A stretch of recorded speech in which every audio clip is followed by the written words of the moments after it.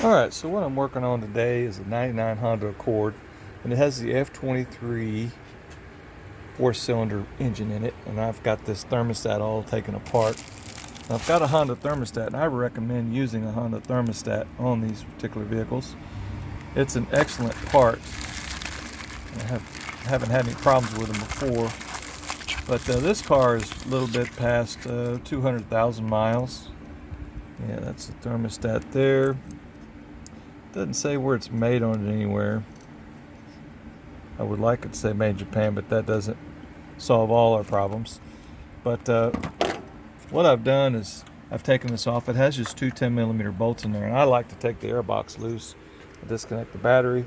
I put these little doodads on there to keep it from having a spark. But I wash all this off because battery acid will get on things, and you don't want to do that. And I wash out my air box too whenever I pull these apart. And get this hose out of the way. Once you get this air intake hose out of the way, you're good. You can get to this very easily. You remove this little clip right here and just kind of push this down, because there's a bolt here. Let me twist this a little bit. There's a bolt here right below that one. So I take this one out to get the clip out of the way, and then that one is easier to get to. Okay, so that's how that little guy looks. And then of course it has a position on here. On the back of it you'll see that there's these little notches. Alright, and there's in this housing there's notches for it to fit into. And what that does is that will locate this little bobbler here, the air bobbler that gets the air out.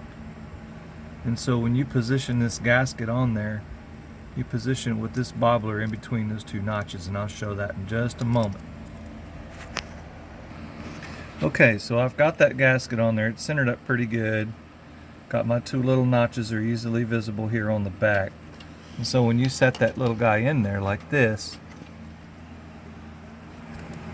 it will fit right in there just like that.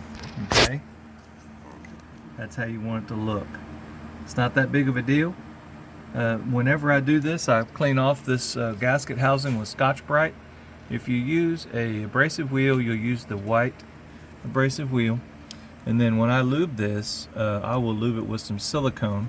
And I've been using brake caliper grease, that purple reinforced silicone stuff. It works pretty good. I've been using that quite a bit just because it's around and I have a lot of it. If you reuse the gasket and it's questionable, you can use Permatex number 2, but just be warned that if you ever take it apart again, that Permatex number 2 is probably going to tear up the gasket. So anyway, this is about the end of what I'm going to show here. The things that you won't get from a mechanic if you take it somewhere is you won't get your airbox clean, which I always do, and I always wash my battery and check my battery terminals. There's a few other items here that I'm going to do on this car, and I'll take some video of that later. Y'all take it easy. Have a good day.